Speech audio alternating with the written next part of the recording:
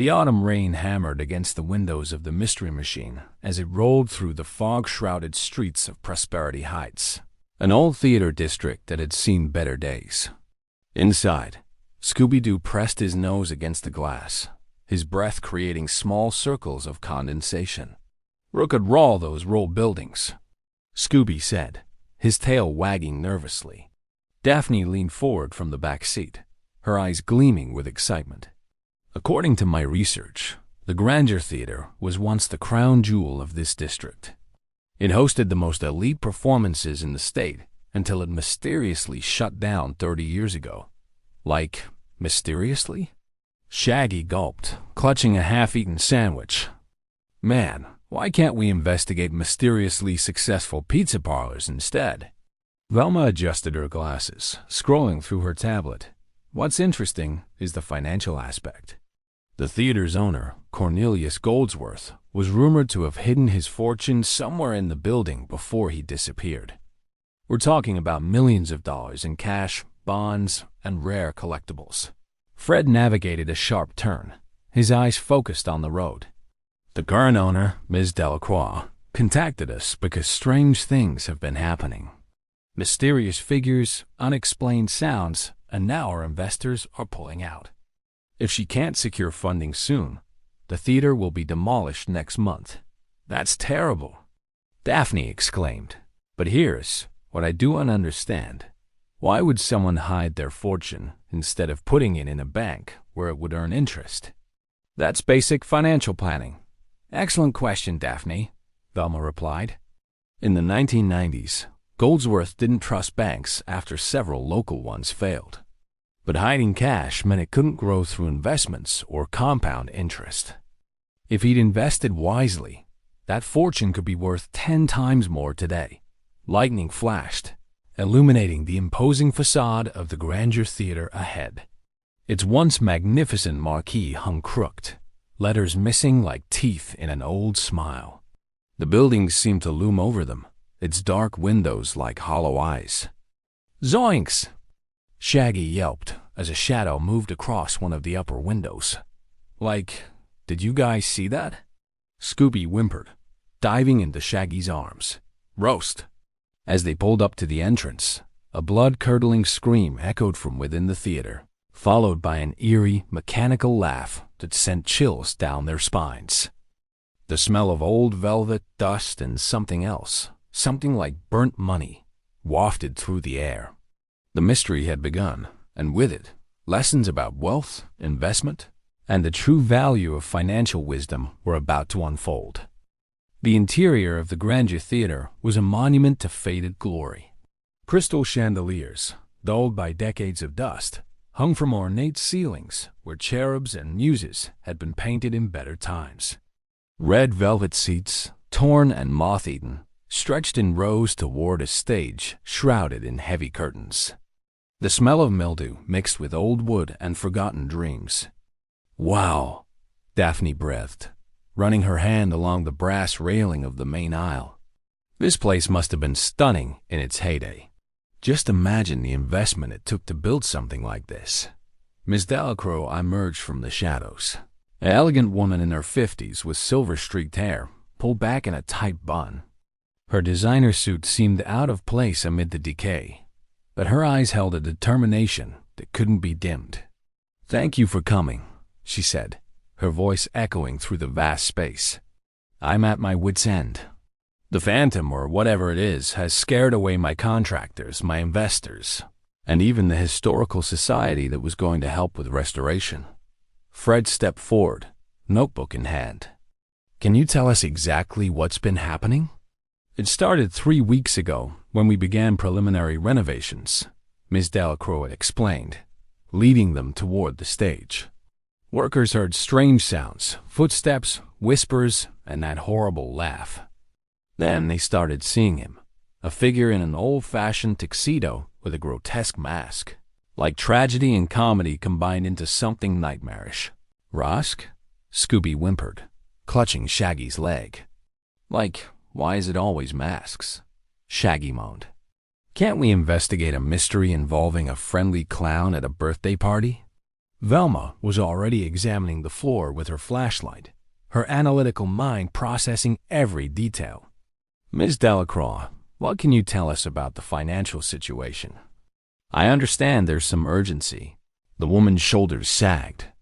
"I've invested everything I have into this project. My savings, my retirement fund, even took out loans. The plan was to restore the theater and turn it into a performing arts center, generating steady revenue from ticket sales, rentals, and events. But without investors, I can't finish the renovation. In 30 days, the bank forecloses and the building gets demolished for a parking lot. That's a huge financial risk," Daphne observed thoughtfully. "Like putting all your eggs in one basket."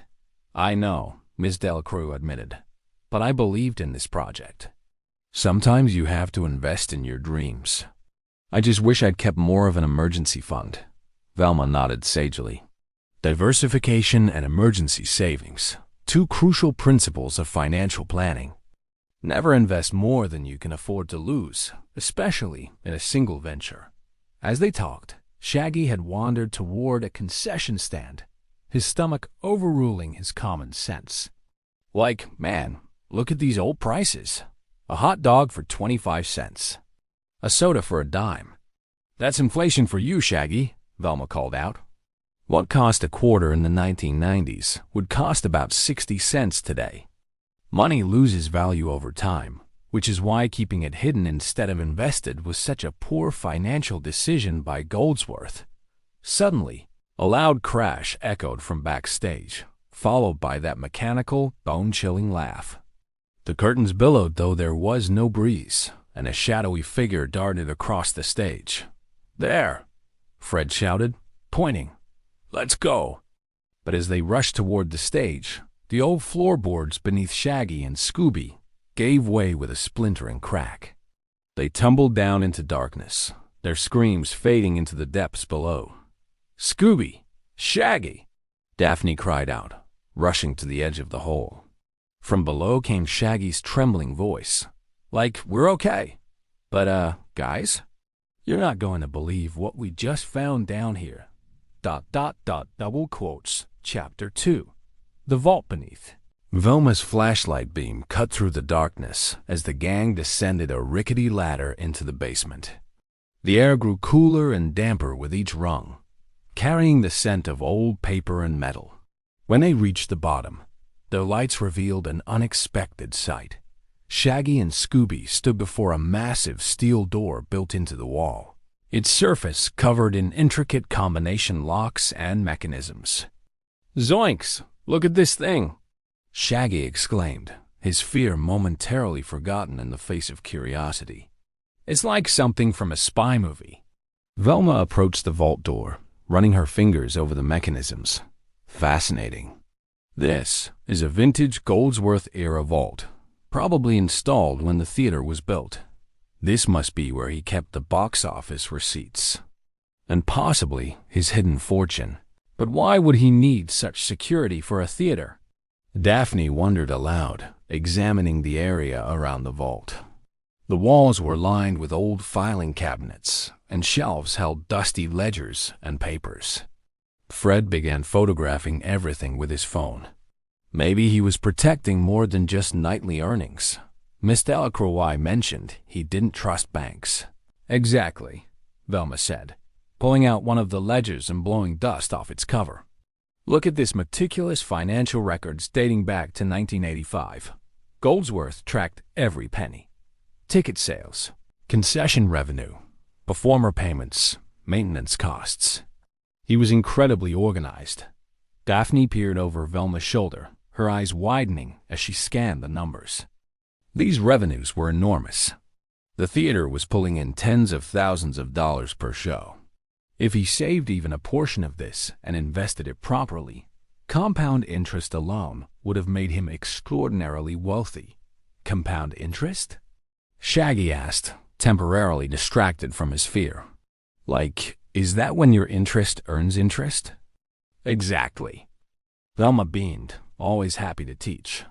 "Let's say Goldsworth saved $100,000 in 1990. if he deinvested it with a conservative 7% annual return. By 2025, it would have grown to over $760,000 without adding a single additional dollar. That is the power of letting your money work for you instead of hiding it in a vault. Scooby scratched his head with his paw. Why would he write it? Fear, Scooby, Velma replied. Fear of losing money can sometimes lead to worse financial decisions than the risks themselves. Goldsworth was so afraid of bank failures that he opted for what he thought was the safest choice. But he actually chose one of the riskiest, keeping cash where it couldn't grow and could be stolen or destroyed. Crash! The sound of breaking glass echoed from above, followed by running footsteps. The mechanical laugh bounced off the walls, seeming to come from everywhere and nowhere at once. Like, that's our cue to leave, Shaggy yelped, making for the ladder. But Daphne held up her hand. Wait! Look at this. She'd been examining the filing cabinets and pulled out a faded photograph. It showed Cornelius Goldsworth, a distinguished man with a thick mustache, standing with 4 other people in front of the theater. On the back, in faded ink, were names. The original 5 partners in prosperity. Partners? Fred said, taking the photo. Ms. Delacroix never mentioned partners. Velma was already flipping through more documents. These ledgers show something interesting. In 1994, there was a massive financial dispute. Large sums of money were being withdrawn, then deposited, then withdrawn again. And look, here's a legal document. Goldsworth was buying out his partners. Why would he do that? Daphne asked. Any number of reasons, Velma mused. Creative differences, financial disagreements, or maybe he suspected one of them of embezzlement. But buying out business partners requires significant capital. Perhaps that's why he needed access to so much cash. Another crash, closer this time. The Phantom's laugh seemed to grow louder, more aggressive. We need to get out of here and regroup, Fred decided. But first, let me check something. He examined the vault door more closely. These locks are damaged, scratched, and dented. Someone's been trying to break in recently. The Phantom? Daphne suggested. Or someone pretending to be a phantom, Velma said with a knowing look. Someone who knows about the fortune and wants it for themselves. As they climbed back up to the main floor, Scooby's keen nose picked up a scent. Riroshin, he announced, sniffing the air. Kerosene? Fred stopped, his expression grave. That's an accelerant. Someone could be planning. Fire! Shaggy shrieked, pointing toward the stage where orange flames were beginning to lick up the old curtains. The gang ran toward the exits, but the Phantom appeared at the top of the stairs, backlit by flames, its distorted mask grinning hideously. In its hands, it held what looked like stacks of old bills. The fortune belongs to the theater. The Phantom's voice boomed, distorted and mechanical. And it will die with the theater. The creature threw the money into the flames, and as the bills caught fire, the gang could only watch in horror as potential history and millions of dollars went up in smoke. Or did it? The fire department arrived within minutes, extinguishing the flames before serious structural damage occurred.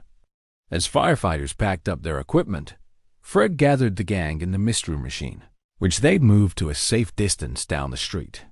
Through the windows, they could see the theater, its facade now streaked with smoke stains that gave it an even more foreboding appearance. Okay, gang, Fred said, spreading out the photo and documents they'd salvaged on the Vans table. Let's piece this together. We have a Phantom who's simultaneously trying to scare people away and trying to break into the vault. Why? Daphne tapped the photograph thoughtfully. And why burn money? That makes no sense financially. Even if you can't use old bills, they have collector's value. Unless, Velma interjected, pushing her glasses up, those weren't real bills. Did anyone notice they burned too quickly? Real currency, especially older bills with higher cotton content, doesn't ignite that easily. I think we were watching stage money props. Props? Scooby perked up. Exactly, Scooby. The Phantom wanted us to think the fortune was being destroyed, maybe to convince us to leave. But why? Shaggy, who'd been nervously eating a submarine sandwich, suddenly stopped mid-bite. Like, maybe because the real fortune is still down there and someone wants to get to it first? That's actually brilliant, Shaggy, Velma said, making Shaggy beam with pride. And I think I know who. Look at this partnership document more carefully. The 5 original partners were Cornelius Goldsworth, Margaret Chen, Robert Delacroix, Susan Price, and Thomas Bishop. Daphne's eyes widened. Delacroix? As in Miss Delacroix who hired us? Could be a relative, Fred noted. But which one? And why not mention it? Velma opened her laptop, her fingers flying across the keyboard. Let me check property records and inheritance documents. Meanwhile, Fred, we need to investigate those other partners. Where are they now? As Velma worked, the gang discussed the economic angle. Daphne, who'd been particularly interested in the financial aspects, brought up an important point. Let's think about motivation, she said. If the fortune is, say, $5 million in cash and collectibles from 1995, we need to consider what that's really worth today. Inflation means $5 million then is like having about $9 million in today's purchasing power. That's enough to motivate serious crime. But like, if someone just wanted the money, Shaggy pointed out, why not sneak in at night, grab it, and leave? Why all the phantom stuff? Because they need time, Fred realized. That vault isn't easy to crack. They need to scare everyone away so they can work on it without interruption. Every day the theater remains empty is another day they have to break in. Right who? Scooby asked, tilting his head. Velma looked up from her screen, her expression grim. I found something interesting. Margaret Chun passed away 5 years ago. Thomas Bishop is in a nursing home in Florida. Susan Price moved to Europe in the late 90s. But Robert Delacroix, let me guess, Daphne interrupted. He's related to Miss Delacroix? Her father-in-law, Velma confirmed. He died in 2010, but here's what's fascinating. He left everything to his son, Marcus Delacroix, who is currently, she scrolled down, listed as Miss Delacroix's estranged husband and a contractor specializing in historical buildings. Fred stood up. We need to find out more about this Marcus. And we need to get back into that theater tonight to examine that vault more carefully. Like tonight? Shaggy squeaked. With the Phantom still there. Rith the Rantom, Scooby echoed, shaking. Daphne smiled reassuringly. Don't worry. This time we'll have a plan. But first, let's learn something important about what we're protecting. Velma nodded, launching into teaching mode. The lesson here is about shared resources and partnership economics. When Goldsworth and his partners started the theater, they pooled their resources, a basic form of investment diversification. Each person contributed money, skills, or connections, sharing both the risks and rewards. That's actually really smart, Shaggy said. Like, if one person can't afford a pizza, but 5 people chip in, everyone gets pizza. Exactly, Velma laughed. But partnerships can fail when there's disagreement about money management, profit distribution, or direction of the business. Those financial disputes in the ledgers suggest the partners disagreed about something major, maybe how to invest profits or whether to expand. So Goldsworth bought them out to avoid conflict, Daphne concluded. But that meant taking on all the risk himself. If the theater failed, he'd lose everything. That's the opposite of diversification, and probably why he became paranoid about protecting his assets, Fred added. When you put all your eggs in one basket, you guard that basket with everything you've got. Their discussion was interrupted by a text message on Fred's phone. He frowned as he read it. It's from Ms. Delacroix. She says she found something in Goldsworth's old office journal. She wants us to come back right away. Alone? Velma asked suspiciously. After someone just tried to burn the place down? Like, this is how every horror movie starts, Shaggy moaned. But Daphne was already gathering her things. We can't ignore this. If there's a journal, it might explain where the fortune really is and who has the strongest claim to it legally. Speaking of legal claims, Velma said, that's another important lesson. Just because money is hidden somewhere doesn't mean finders keepers. The fortune would legally belong to Goldsworth's estate, which means his heirs or, if there are none, possibly the original partners' families. Anyone taking it would be committing theft.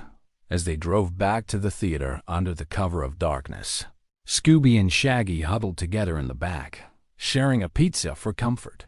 The theater loomed ahead, its darkened windows and smoke-stained facade making it look more like a haunted mansion than a place of entertainment. Okay, gang, Fred said as they parked. Let's split up. Velma and I will meet with Ms. Delacroix and examine this journal. Daphne, Shaggy, Scooby, you three search the backstage area for more clues about the Phantom. Look for anything unusual, costumes, props, or equipment that doesn't belong. Why do we always have to split up? Shaggy whimpered. Because you two have the best instincts for finding trouble, Daphne said with a smile, which means you're actually excellent at finding clues. Come on, I'll be with you. As they entered the theater through the stage door, the building seemed even more ominous at night. Emergency lights cast long shadows, and every creak of the old floorboards sounded like approaching footsteps.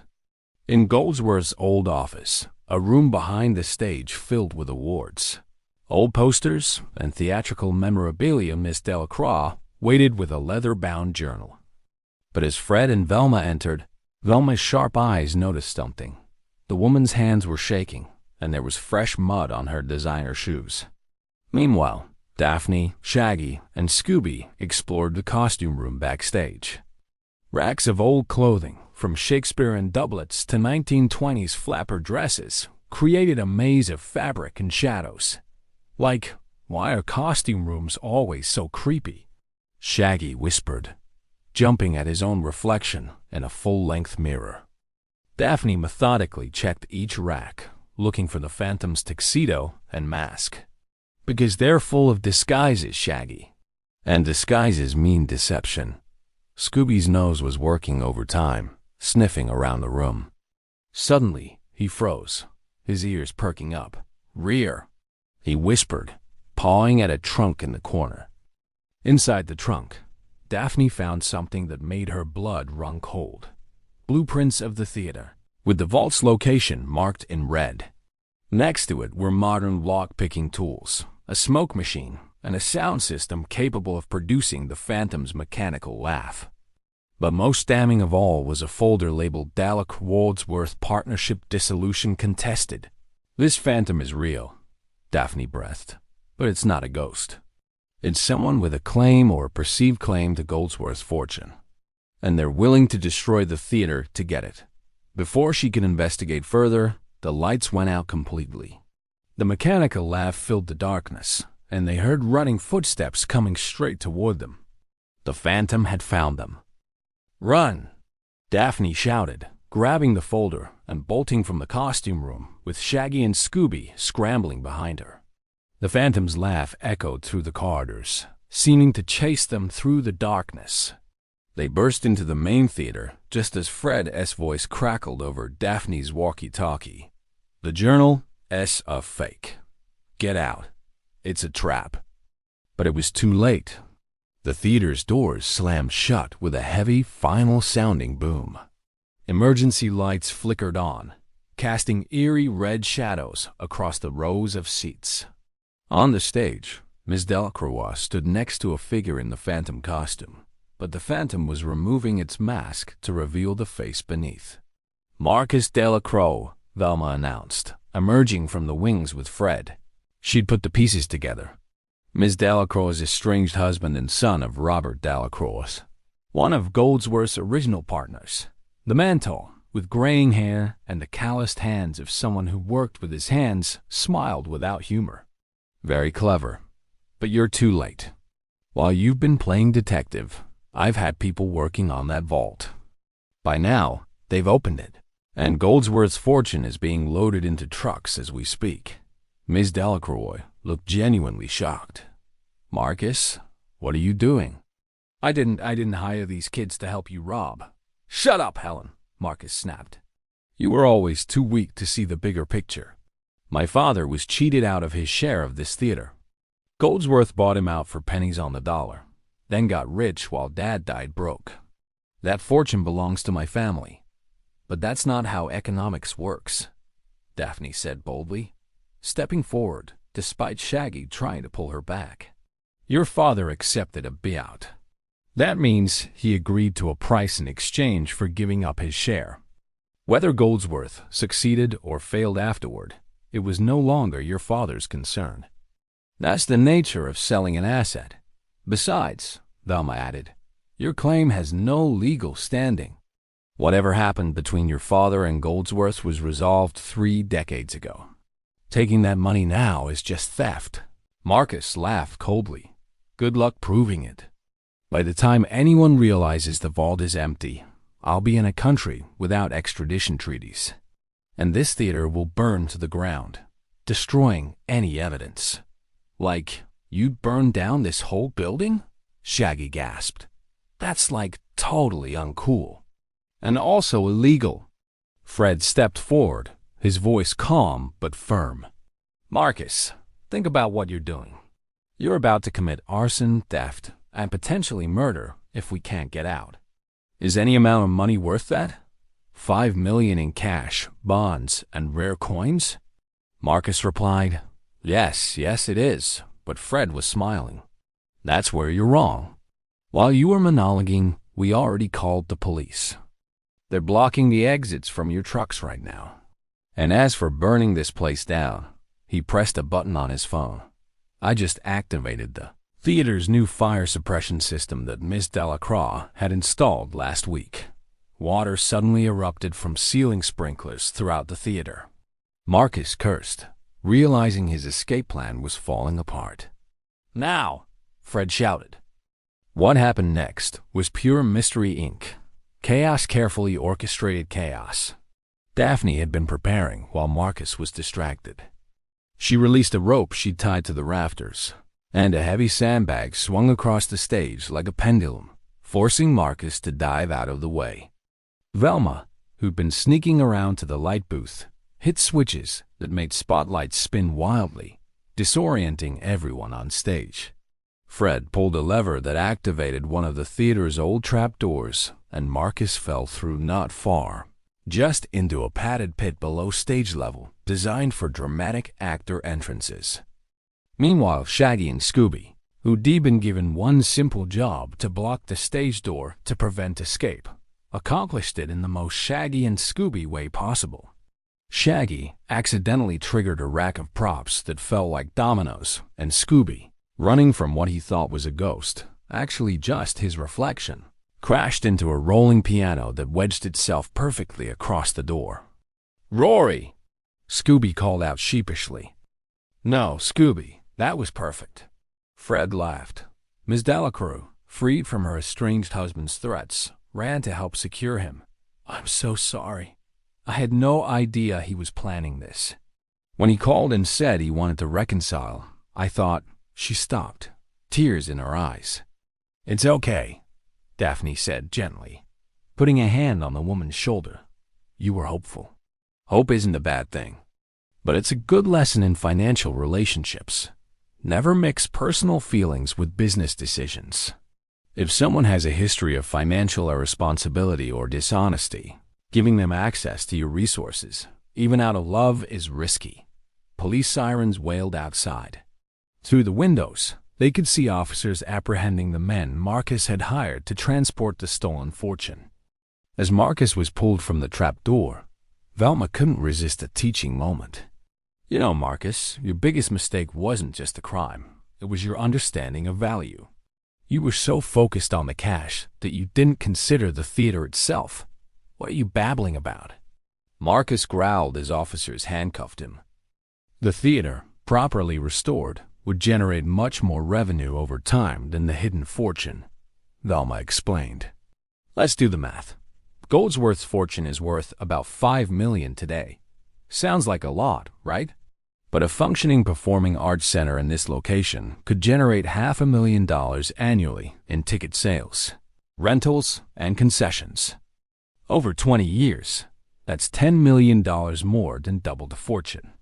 And that's not even counting property appreciation. She's right, Miss Delacroix said, understanding dawning in her eyes. I was so worried about the immediate financial crisis that I didn't fully appreciate the long-term value of what I was trying to build. Exactly, Daphne added.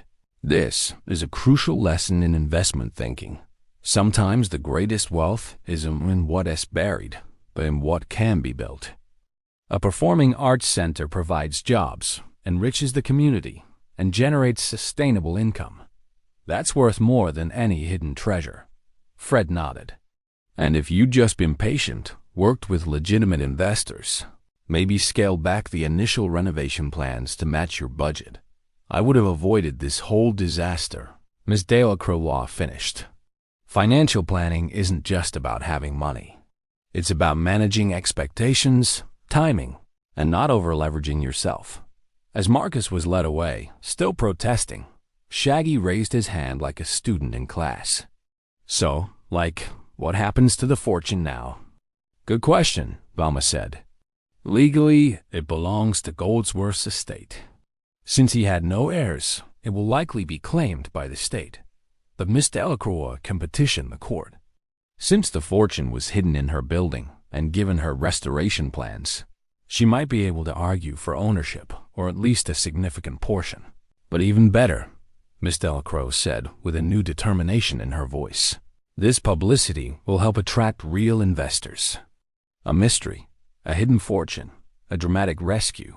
This is a story that will draw people to the theater. That's marketing gold.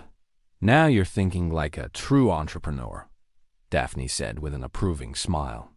But Scooby, sniffing around the stage, suddenly froze and started digging at a loose floorboard. Rook! Beneath the board was a small metal box, and inside it, a letter in Cornelius Goldsworth's handwriting. Velma read it aloud. To whoever finds this, if you're reading this, I've either passed away or the theater is facing troubles. My fortune was never the point. The theater itself is the treasure, the joy it brought, the dreams it fostered, the community it built. But I understand the bills must be paid and dreams need funding. Use what you find in the vault to restore this place, not for personal gain. Make it live again. That's the only wealth worth having. A moment of respectful silence followed. Even the police officers stopped to listen. Wow, Shaggy said softly. That's actually really beautiful. And really wise, Velma added. Goldsworth understood something that many people forget. Money is a tool, not a goal. Its value comes from what you do with it. But their moment of reflection was interrupted by a new sound, not the phantom's mechanical laugh, but real laughter, coming from deeper in the theater. And footsteps. Running footsteps. Please tell me that's not another phantom. Shaggy groaned. The gang exchanged glances.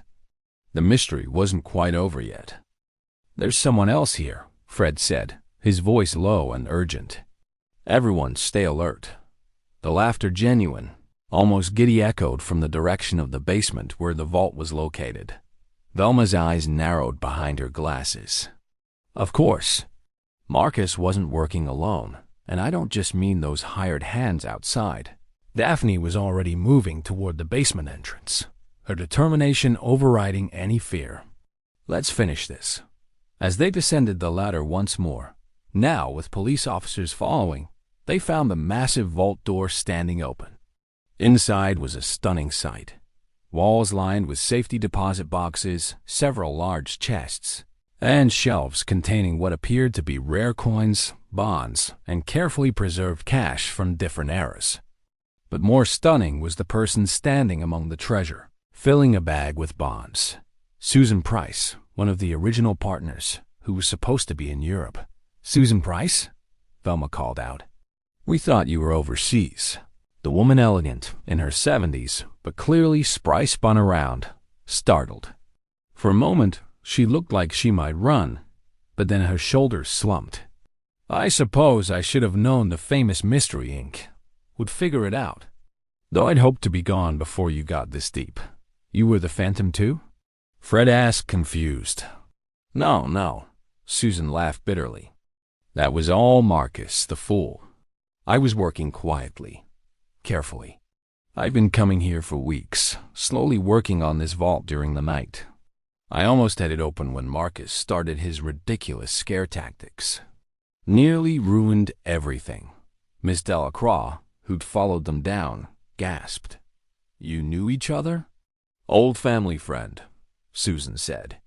Robert Marcus's father contacted me before he died, told me about Cornelius's hidden fortune. We'd always wondered what happened to it. When Marcus inherited his father's papers, he found hints about the vault. He contacted me, but you decided to work independently, Velma concluded. Let Marcus take all the risk while you slipped in and out unnoticed. Precisely. Susan smiled without humor. I'm old, dear, not stupid. Why face arson and assault charges when I could just claim I was here investigating my former investment?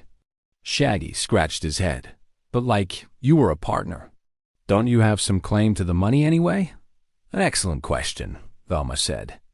Susan, you sold your share to Goldsworth in 1994. I saw the records. You accepted a buyout. Susan's face darkened. A buyout that Cornelius pressured me into accepting. He knew I needed money fast. My mother was ill, needed expensive care. That's awful, Daphne said sympathetically. But it's still not legal justification for theft. If Goldsworth took advantage of your desperation, that's unethical. But you still entered into a contract. Ethics? Susan's voice rose. Let me tell you about ethics. Cornelius Goldsworth was a financial bully. He underpaid performers, overcharged patrons, and systematically pushed out anyone who challenged him. He built this fortune, she gestured at the vault as contents, on the backs of people he exploited. Rexploited? Scooby asked, tilting his head. Velma sighed. Exploitation means taking unfair advantage of people, Scooby. And if what Susan says is true, Goldsworth wasn't the wise businessman his letter suggested. He was a predatory one. But does that make stealing from him right? Daphne challenged. But does that make stealing from him right? Daphne challenged. Two wrongs don't make a right, especially financially. If Goldsworth cheated you, there were legal avenues, lawsuits, mediation, regulatory complaints. Susan laughed harshly. Easy to say when you're young and idealistic.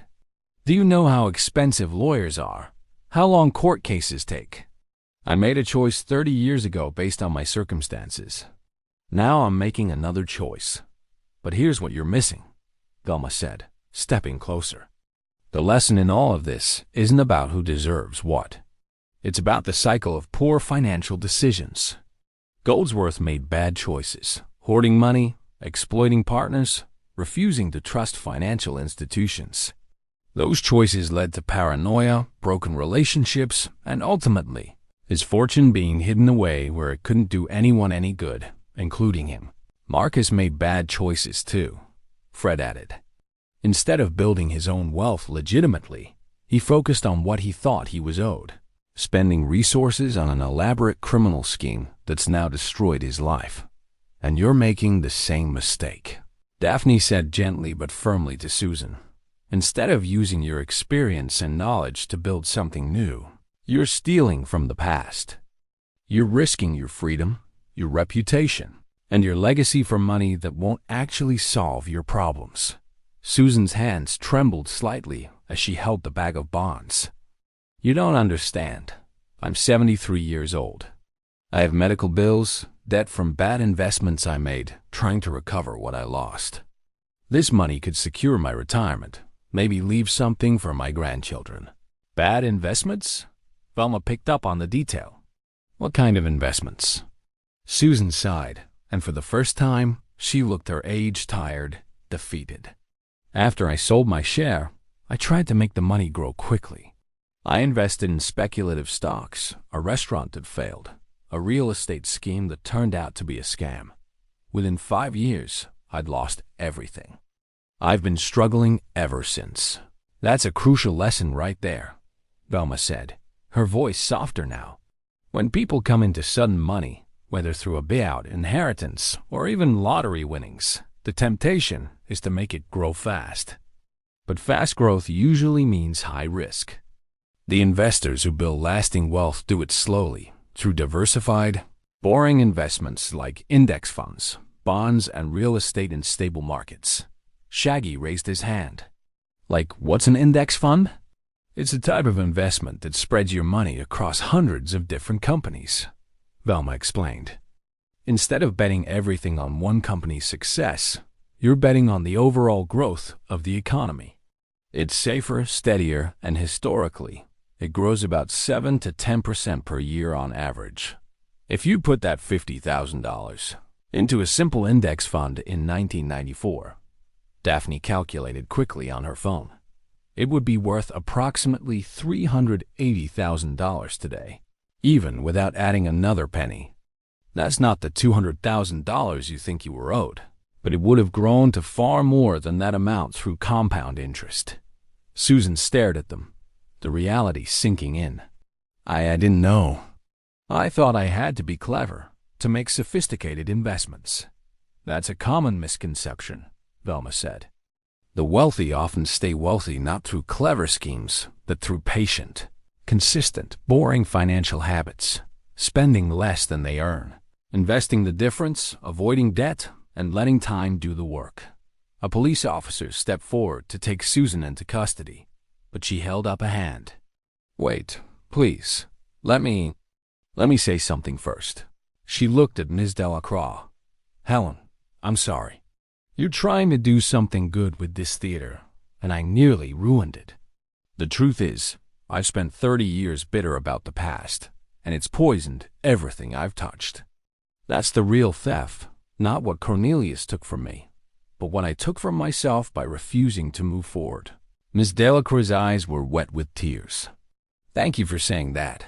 As officers led Susan away gently, her age and confession earning her some dignity, the gang stood in the vault, surrounded by the fortune that had caused so much trouble. So what happens now? Shaggy asked. Like, does Miss Delacroix get the money? That's up to the courts, Fred said. But given Goldsworth's letter and Miss Delacroix's restoration plans, she has a strong case. Suddenly, Scooby started barking excitedly, pawing at one of the chests. When they opened it, they found not money, but documents, deeds, stock certificates, and bonds that were still active. Velma rifled through them, her eyes widening. These aren't just old stocks. Many of these companies still exist. Some have split multiple times. If these are authentic, double quotes, she calculated quickly. This could be worth substantially more than $5 million, maybe 15 to 20 million. $20 million? Scooby's eyes bulged. But there was more. At the bottom of the chest was a final letter from Goldsworth, dated just before his disappearance. I've made many mistakes. I pushed away partners who trusted me. I chose fear over faith, control over collaboration. This fortune represents every wrong choice I made. But maybe it can fund right choices for someone else. To whoever finds this, invest in people, not just profits. Build community, not just wealth. That's the secret I learned too late. Daphne wiped her eyes. He figured it out in the end. The ultimate financial lesson, Velma said. Wealth without purpose, without positive impact, is just numbers in a vault. Real prosperity comes from what you build, what you share, and what you leave behind. Miss Delacroix looked around the vault, then at the gang, her expression determined. If the courts award this to me, I know what I'll do. Part will restore the theater, of course. But I'll also set up a fund scholarships for performing arts students, financial literacy programs for the community, support for local artists. Goldsworth wanted the theater to be a treasure. I'll make sure his fortune creates lasting value. Now that's a good investment, Fred said with an approving nod. They began ascending from the vault, but as they reached the main floor, they heard footsteps again, this time rapid and panicked. "Oh no," Shaggy groaned. "Like, what now? Is there a third phantom?" A figure burst through the stage door, breathing hard. It was a young woman in her 20s, with wild hair and paint-stained clothes. She skidded to a stop when she saw the group and the police officers. "Is it true?" she gasped. "Is the theater saved? Because if it's not, I just quit my job and maxed out my credit card for nothing." "Who are you?" Miss Delacroix asked, confused. "Sorry, I'm Amy Chun, Margaret Chun's granddaughter. I just found out about the theater situation from the news. My grandmother always said this place was special. I'm a set designer, and I thought—" She stopped, suddenly embarrassed. "This sounds crazy. I thought I could help with the restoration. I have ideas, a portfolio, and a lot of enthusiasm." Velma's eyes lit up with recognition. "Chun, Margaret Chun was one of the original partners. She was. And unlike the others, she always spoke fondly of this place and what it represented. When she died, she left me her journals about the theater, the shows, the dreams, the community it built." Amy pulled out her phone, showing designs and sketches. "I've been planning this for years, hoping someone would restore it. I know I should have reached out properly, but when I saw the news about the fire and the phantom, I was afraid I'd lose my chance." Miss Delacroix looked at the young woman's designs, and a smile spread across her face. "These are brilliant. The mix of classic and modern, the community spaces, the flexible staging." She looked up. "How would you feel about being the theater's first official employee?" "Serious?" Amy's face lit up like a spotlight. "But I quit my job. I have debt." "This is a huge risk." "Calculated risk," Daphne corrected with a smile. "You have skills, passion, and a plan. That's not reckless. That's entrepreneurial. Just make sure you negotiate a fair salary and benefits, and create an emergency fund from your first paychecks," Velma added. 3 to 6 months of expenses saved before you make any major purchases. That way, if something goes wrong, you have a buffer. Emergency fund, right?" Amy said, nodding eagerly and making notes on her phone. "What else? I'm terrible with money. Pay off high-interest debt first, especially that maxed credit card," Fred suggested. "Credit card interest rates are brutal, often 15 to 20% or higher. That's wealth destruction, not wealth building. Start a retirement account, even if you can only contribute a little," Daphne added. "Time is your greatest asset when you're young. Money invested in your 20s has decades to grow. And live below your means," Velma concluded. "Just because you get a salary doesn't mean you have to spend it all. The gap between what you earn and what you spend is where wealth is built." Shaggy, who'd been listening intently, raised his hand. "Like, all this financial stuff makes sense, but isn't it also about balance? I mean, Scooby and I like to enjoy our sandwiches now, not just save all our Scooby snacks for later." "Exactly right, Shaggy." Velma beamed. "Financial wisdom isn't about never spending or never enjoying life. It's about conscious choices. Spend on what truly brings you joy and value. Save and invest for future security, and avoid waste on things that don't matter to you. That's the balance." "Rhea," Scooby agreed, nodding sagely. "Rollins." As dawn broke over the city, the gang stood with Miss Delacroix and Amy outside the theater, watching the sunrise paint the building's facade in golden light. Despite the smoke damage and wear, it suddenly looked hopeful again, like a phoenix about to rise. "You know," Miss Delacroix said softly, "this whole experience taught me something. I was so focused on the financial crisis, so stressed about money and timelines, that I forgot why I wanted to save this place. It's not about profit margins or property values. It's about creating something meaningful. But the profit margins matter too," Daphne said with a gentle smile. The most sustainable businesses are the ones that do good and make money. Purpose and profit aren't opposites. They're partners, like the original five were supposed to be. Speaking of partnerships, Fred said, you might want to structure this new venture carefully. Maybe a non-profit for the community programs, but a separate for-profit entity for the commercial events. That could maximize both impact and sustainability.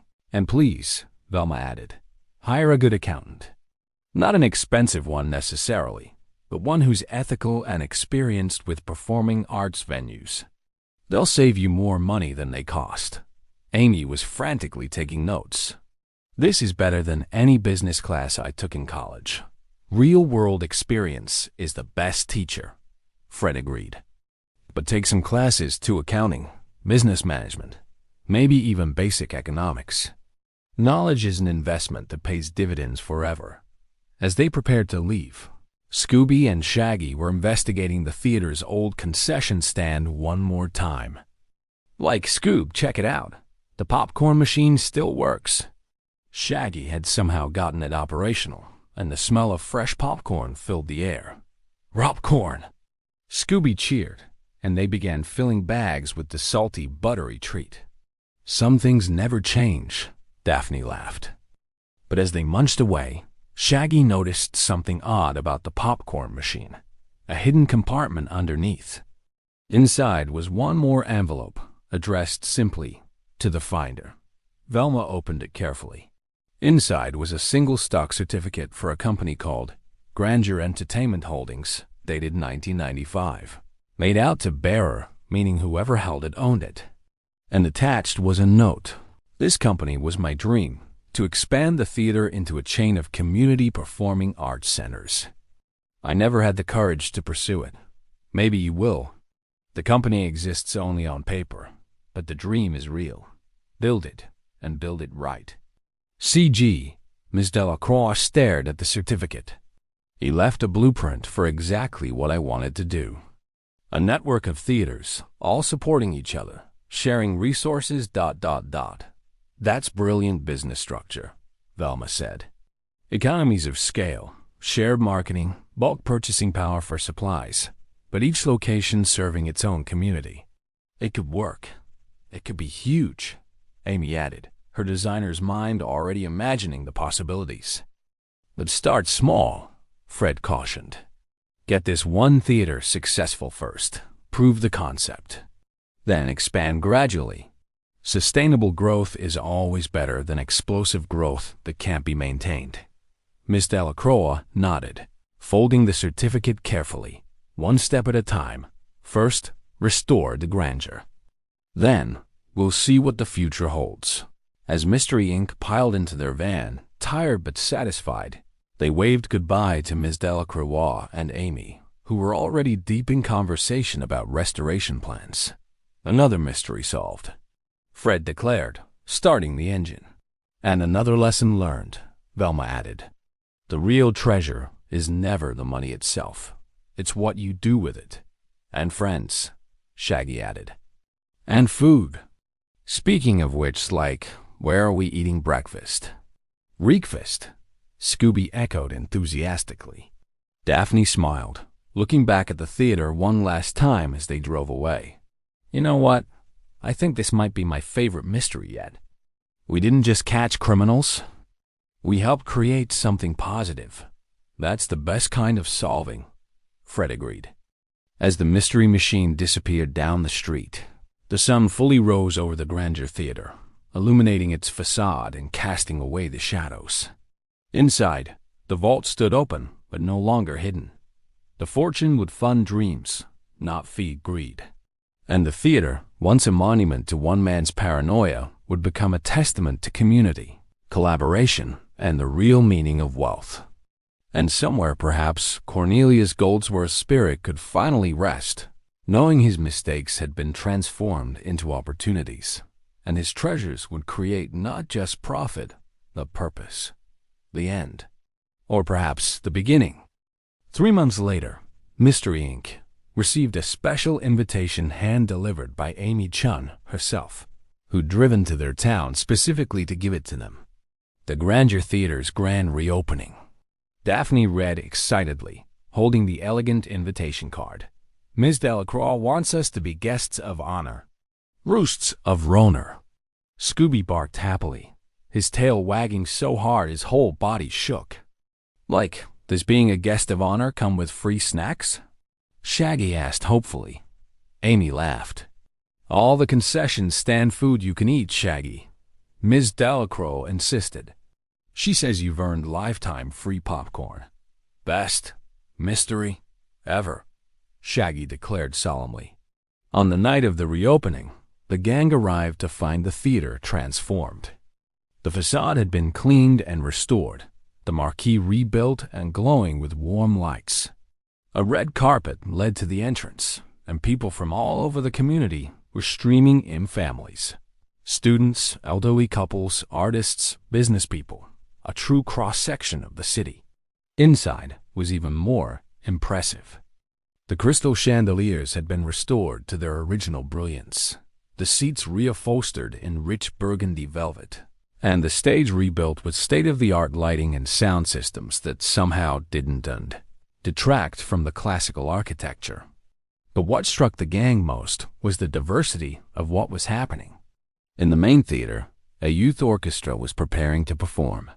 In smaller side rooms, there were art classes, a financial literacy workshop for teens, and a community meeting space where local entrepreneurs were networking. Miss Delacroix greeted them personally, looking radiant in an elegant gown. Welcome. I can't thank you enough. Without you, none of this would exist. It looks amazing, Fred said, genuinely impressed. How did you manage all this in just 3 months? Very careful financial planning, she replied with a knowing smile. After we secured the fortune, the court ruled in favor of the theater's restoration. As Goldsworth's letter indicated, I didn't rush to spend it all. I created a detailed budget, hired consultants, got multiple bids for every job. And most importantly, I kept a substantial emergency fund. Smart. Velma approved. What percentage did you reserve? 20% of the total, Miss Delacroix answered. About $4 million in a high-yield savings account, untouched. The rest was divided. $6 million for renovations, $3 million for an endowment fund whose interest will support operations, and the remaining funds for initial programming and marketing. An endowment fund. Daphne clapped her hands. That's brilliant. It provides sustainable income without depleting the principal. Exactly. We calculated that the interest from $3 million roughly $120,000 to $150,000 annually, combined with ticket sales and rentals, will make us self-sustaining within 2 years. After that, we'll be profitable. Amy joined them, practically bouncing with excitement. And we're already getting booking requests for months ahead. Corporate events, weddings, concerts, theater productions. Everyone wants to be part of the theater with the secret fortune story. That's excellent marketing, Fred noted. You turned a crisis into a brand. With some help from a certain group of mystery solvers, Miss Delacroix said warmly. The media loved the story teenagers solving a mystery, exposing criminals, saving a historical landmark, and teaching financial literacy lessons. The publicity has been invaluable. Velma adjusted her glasses thoughtfully. Speaking of financial literacy, I noticed you have a workshop happening right now. Tell us about that. Miss Delacroix's eyes lit up. That's perhaps what I'm most proud of. We partner with local banks, credit unions, and financial advisors to offer free financial education programs. We teach everything from basic budgeting to investment strategies, specifically targeting underserved communities who often don't have access to this knowledge. Knowledge is wealth, Velma quoted approvingly. Exactly, and we make it fun. We use theater techniques, storytelling, role-playing, interactive games. People learn about compound interest by calculating how a fictional character's savings grow. They learn about debt by playing out scenarios. It's engaging and memorable. That's genius, Daphne said. Financial education doesn't have to be boring lectures. A young teenager approached shyly, holding a program. "Excuse me, are you Mystery Inc.? The ones who saved the theater?" "That's us," Fred said with a friendly smile. "I just wanted to say thank you. I'm in the youth orchestra," she gestured toward the stage. "And without this place, we wouldn't have anywhere to practice or perform. My family can't afford private lessons, but the theater offers them for free through their scholarship fund. I'm learning violin, and someday I want to study music in college."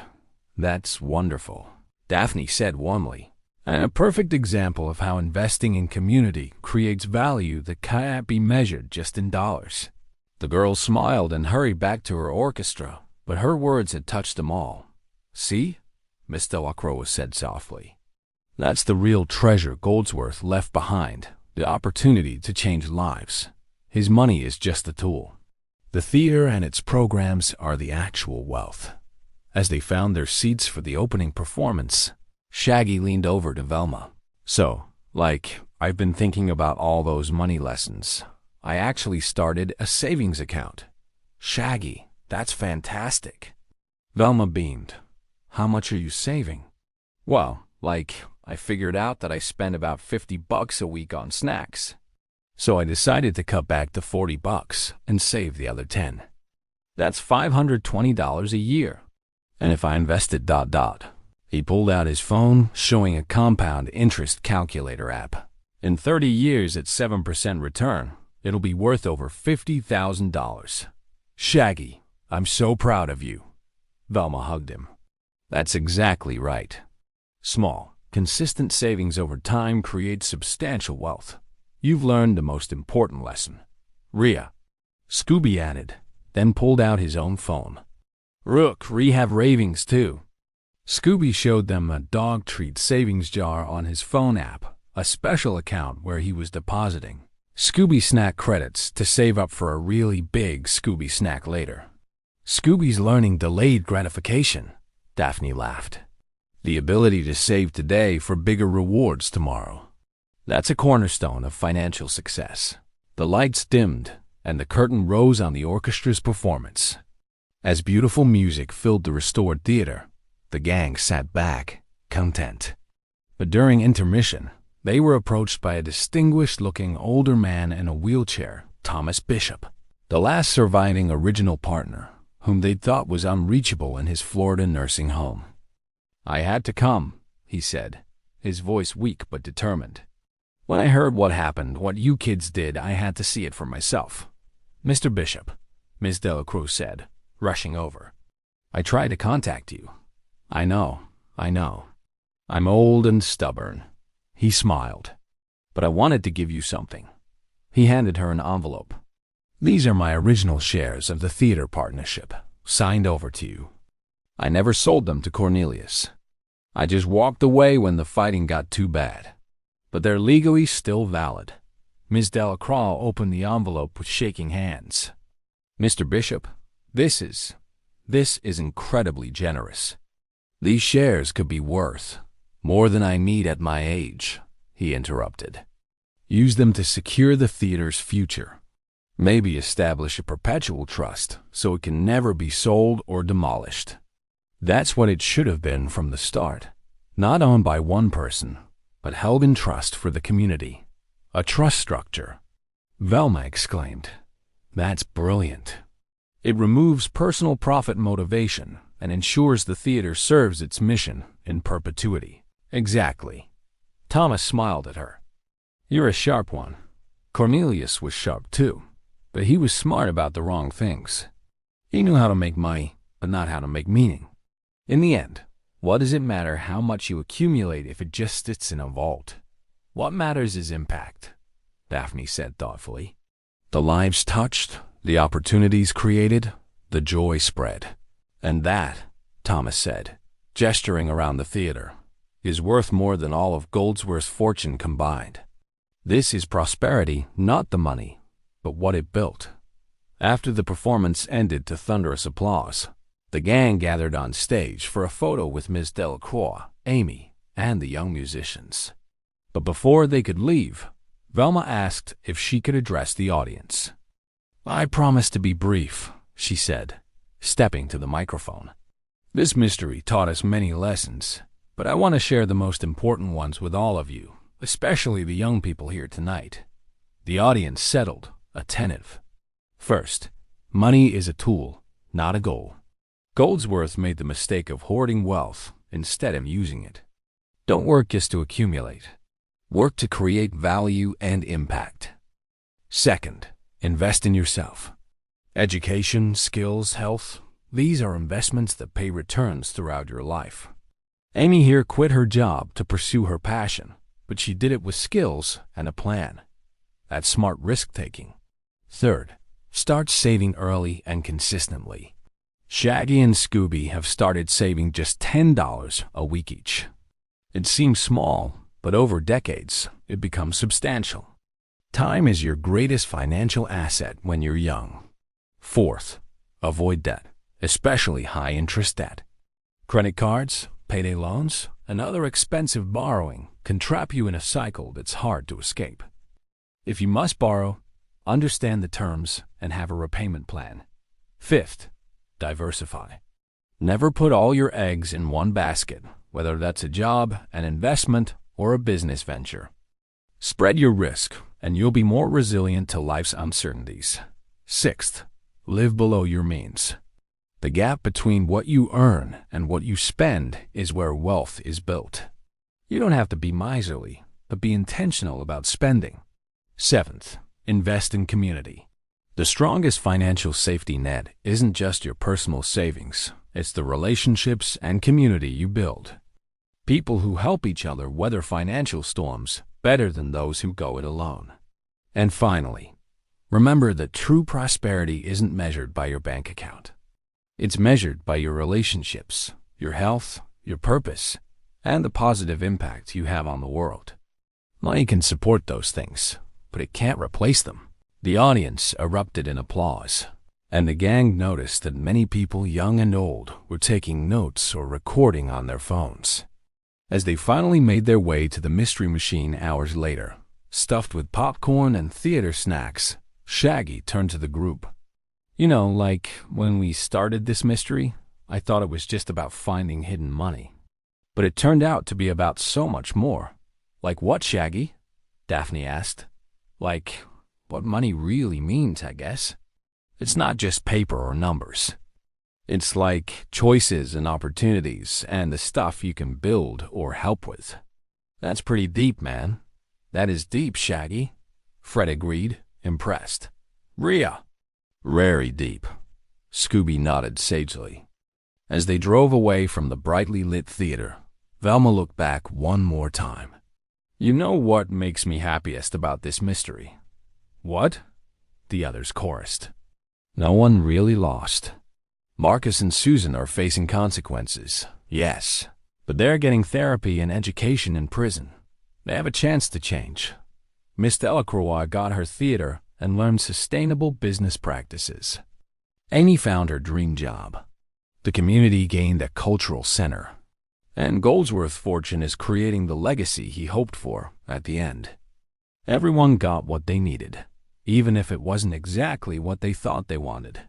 That's the best kind of ending," Daphne agreed. "Speaking of endings," Fred said with a grin, "anyone up for solving another mystery?